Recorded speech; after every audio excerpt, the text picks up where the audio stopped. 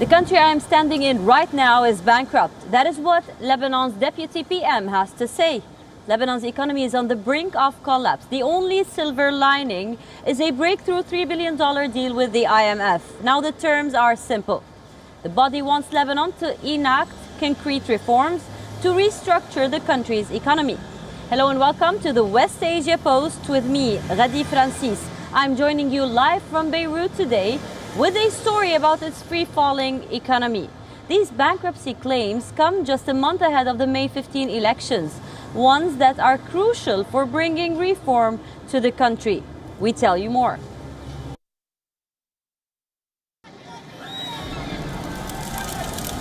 A financial meltdown, collapse of the Lebanese pound, sky-high prices for basic goods, and anger on the streets. Lebanon is being hammered by one crisis after the other. The country is currently in free fall. Fuel is running out. Bread prices are rising, and the army needs funds to feed its soldiers. The country's deputy PM says Lebanon is bankrupt. This is Lebanon's worst economic crisis in modern history, posing the biggest threat to its stability since the civil war. The currency has lost 90% of its value.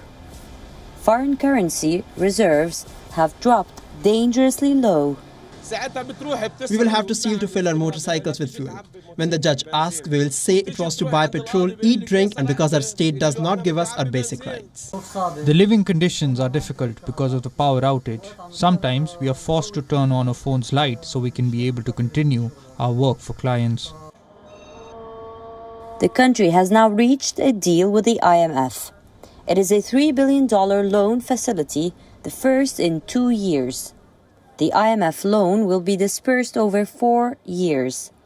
This will be in return for the implementation of an economic recovery plan, one that will see the country overhaul its banking sector, restructure its debts, and rationalize government spending.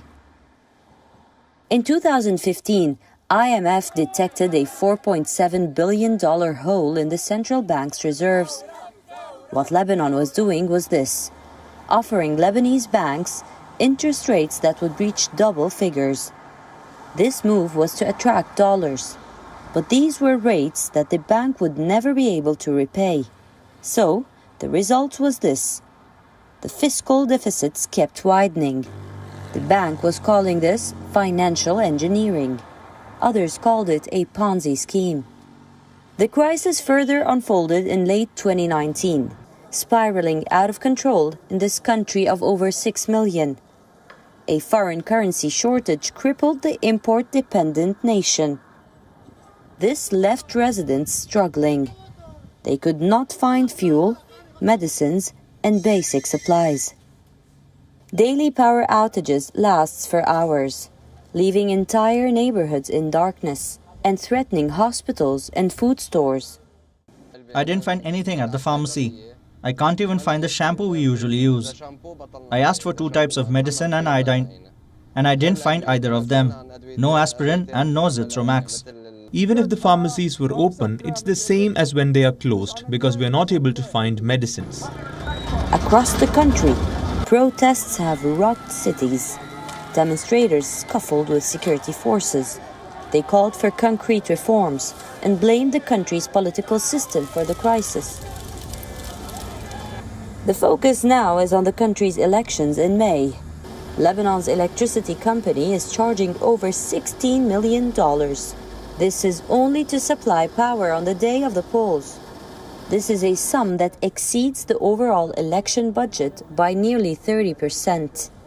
Holding credible elections is one of the main steps for reforms, and Lebanon's major donors are insisting on it. We are ready to hold the elections as promised because we are doers.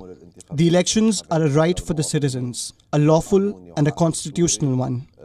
The entire international community wants these elections to happen, and the citizens need it and want it. It's unacceptable and unpalatable to deny the citizens who rose up in October 2019 from this. Crushed under a mountain of debt, decades of corruption and scandals, and a financial meltdown like no other, Lebanon is facing its worst crisis since the Civil War, and there seems to be no end in sight. Ghadi Francis for WION. World is one. It's Easter and Ramadan. From Jerusalem to Jordan, we have a lot more lined up for you in this edition of the West Asia Post. But first, let's take a look at what else is making the headlines across West Asia. Saudi Arabia has announced return of its ambassador to Lebanon. This comes as relations between the two countries have been tense since last year after a former minister criticized Saudi's role in Yemen. A Turkish court has suspended the trial of Jamal Khashoggi's killing, transferring it to Saudi Arabia despite warnings from human rights groups. Khashoggi's fiancée says she would appeal the decision. Yemen's exiled president Aboud Rabu Mansour Hadi has transferred his powers to a new presidential council. The major political shake-up offers glimmer of hope for the country devastated by 7 years of war. Jerusalem's Damascus Gate becomes a flashpoint as clashes escalate between Palestinians and Israeli police. Violence escalates in the old city just a week into Ramadan, raising fears of a repeat of the violence that erupted last year. 4 US troops were injured after rockets were fired at a base housing American forces in eastern Syria. The rockets struck 2 support buildings run by Kurdish-led Syrian Democratic Forces. Pope Francis is set to visit Lebanon in June in a long-awaited trip that comes amid spiraling financial and political crisis. Lebanon is home to one of the largest Christian communities in the entire region. The outspoken half-brother of Jordan's king has renounced his princely title. This is in apparent protest over how the country is run. It is the last chapter in an ongoing palace feud, one that saw the junior royal under house arrest last year. We bring you the story.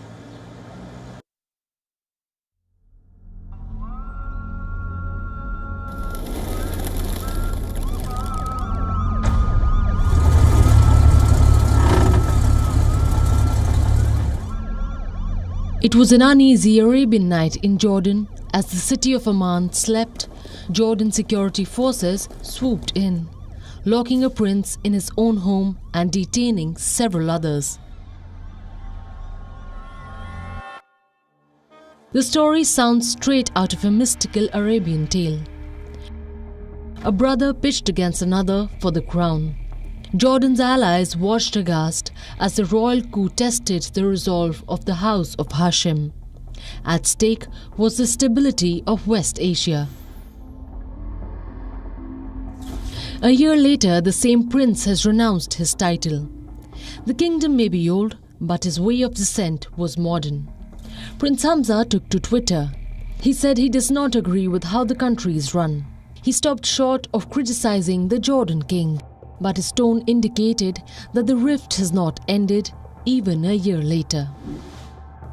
The prince in question is the king's half-brother Hamza bin Hussein, a popular figure in Jordan and a spitting image of his father, the late King Hussein. Hamza was the king's favorite, but he was too young to take over the throne.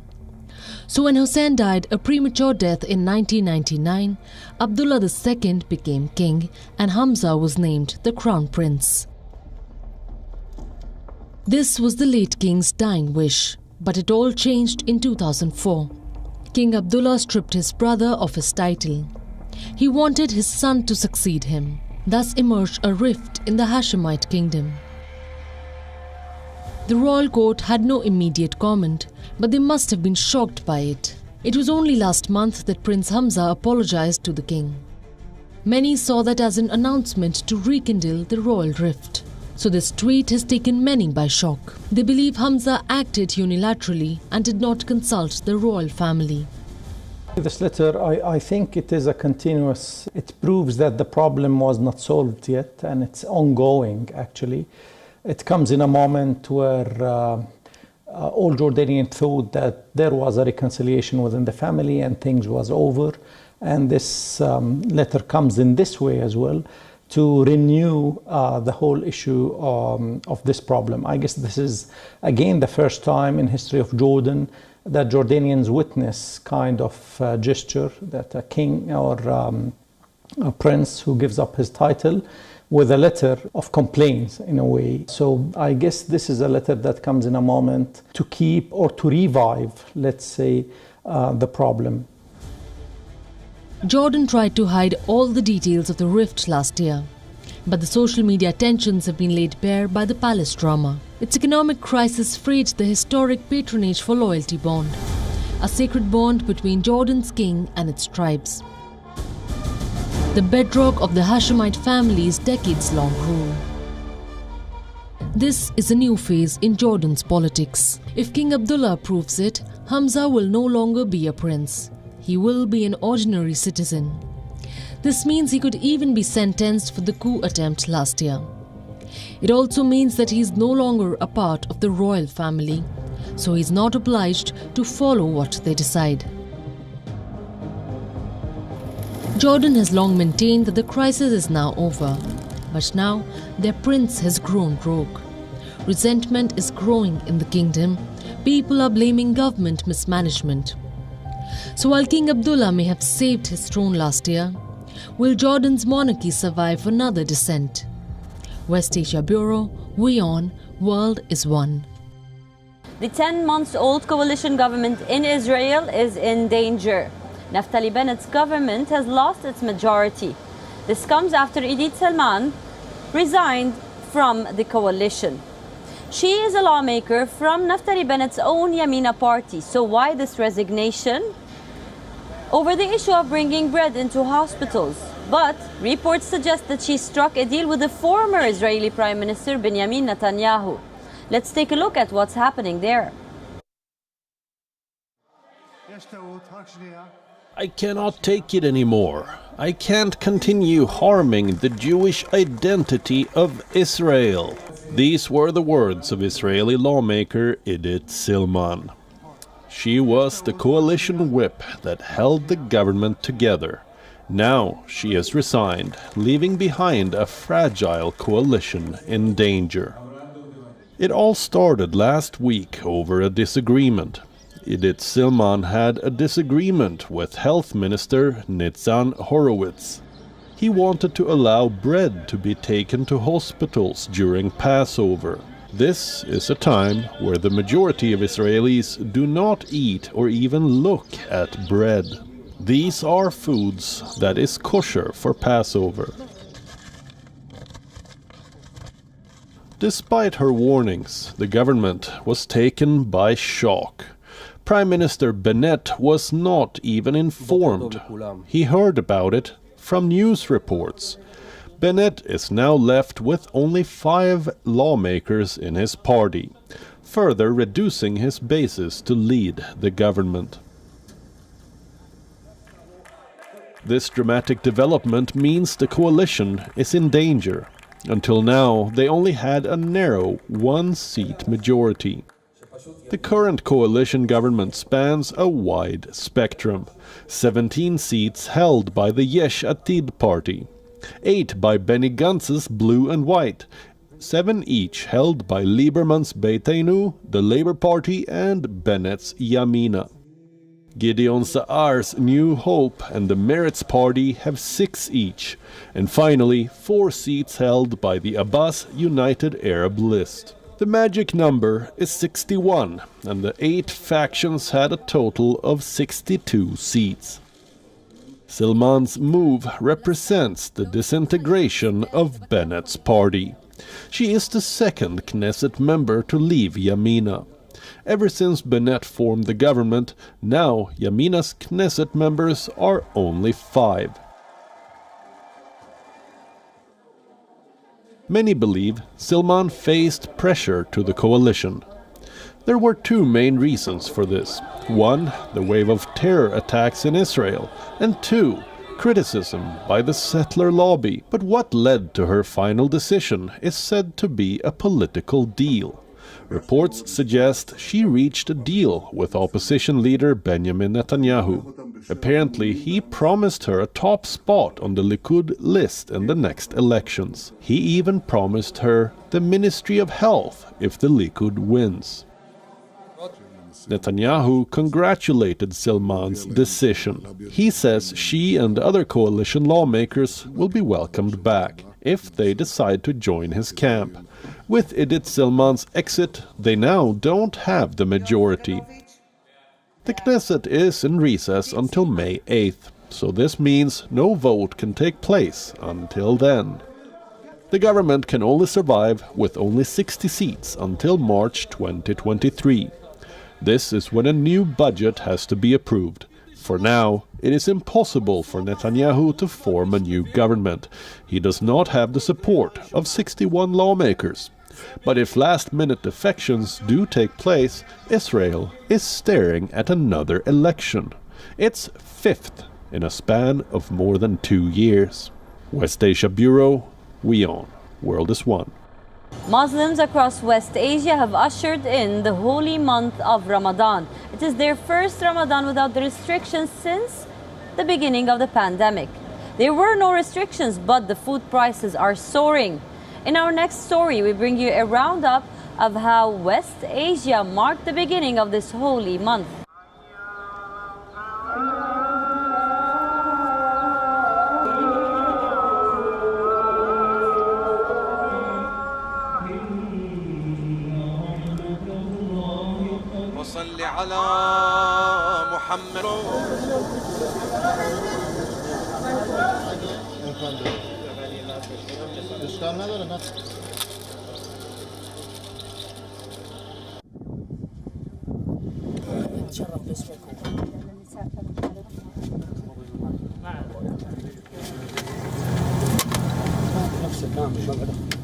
عندنا الجهاز هذا من نوع سيلسترون. Thank God we could see the Ramzan crescent in the year 1443 in the Tumer Observatory, and we have recorded this event. Ramzan Mubarak to all, and may God accept all your good deeds. A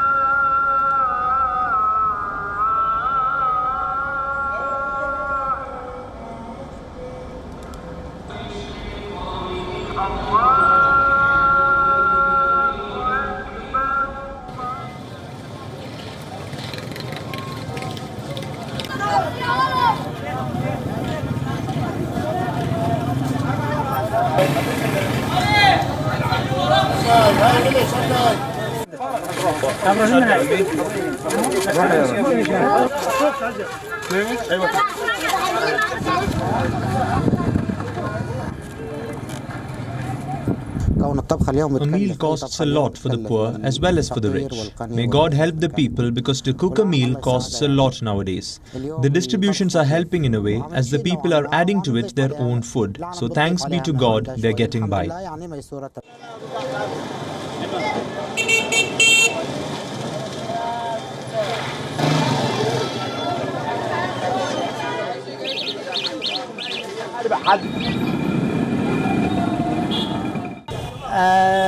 We are very optimistic about the truce, but we suffer from a dire economic situation.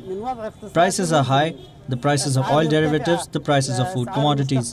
With the advent of the blessed month of Ramadan, there are families who cannot even provide the necessary food.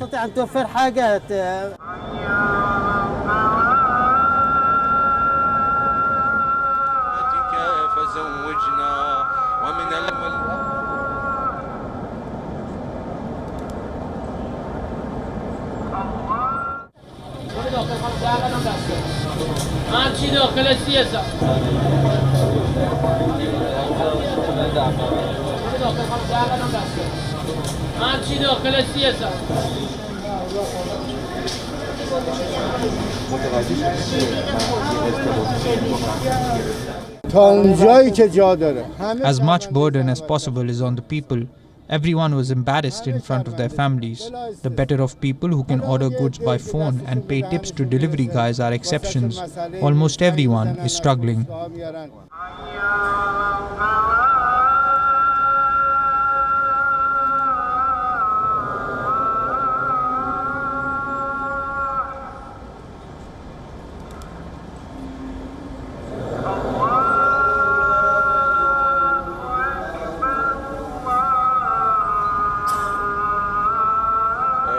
I hope that this current month of Ramadan, starting from the first night of prayers, will be a month free from wars.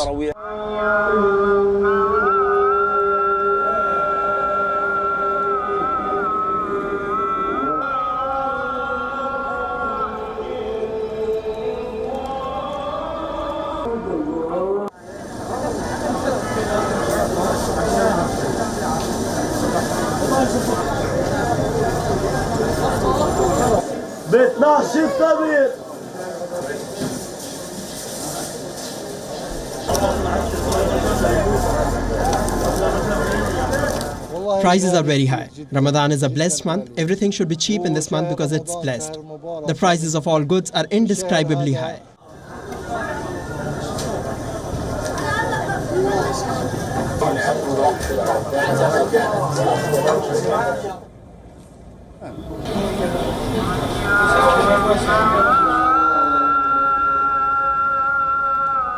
Easter is peak tourism season in Jerusalem. Thousands flock from around the world to visit the holy city and to mark the holiest week in the Christian calendar. But the hordes of travelers have only just started to return. This comes after 2 years of several pandemic-related travel bans and restrictions. Now people in Jerusalem are saying that COVID-19 changed the world, perhaps tourism forever. Let's go to Palestine.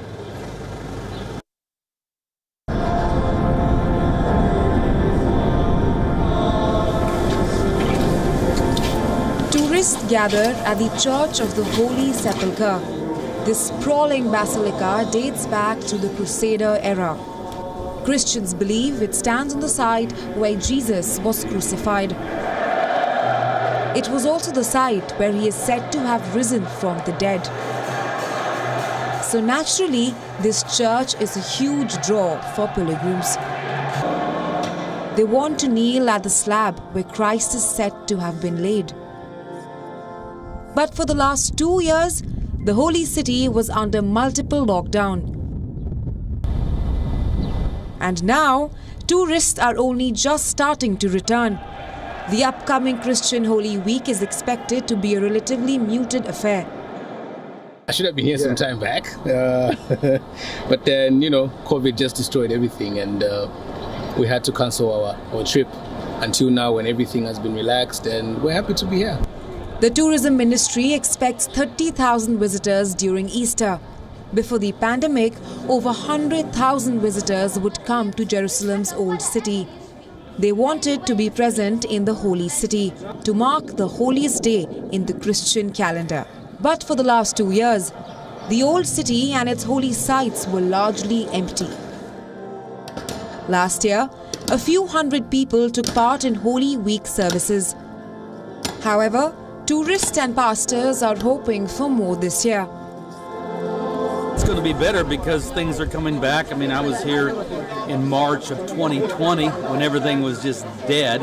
And now the pilgrims are returning and things are coming back to life. And this Easter will probably feel like a resurrection. Passover, Ramadan and Easter all overlap in the month of April. This is for the first time in 10 years. This increases the potential for violence in Jerusalem. It also comes amid a wave of terror attacks in Israel. This holiday could be an indication of Jerusalem's tourism recovery. But those in the industry are not expecting a complete return to the days of old. Tourism post-COVID-19 will be different from that before. Currently, Jerusalem remains open for business. Now, it's just waiting for the tourists to return. West Asia Bureau, WION World is One. That's all we have for you on this episode of the West Asia Post. I will see you next week with a brand new lineup, bringing you more stories from the world's most volatile region. Until then, stay safe. I am Ghadi Francis, and you're watching WION World is One.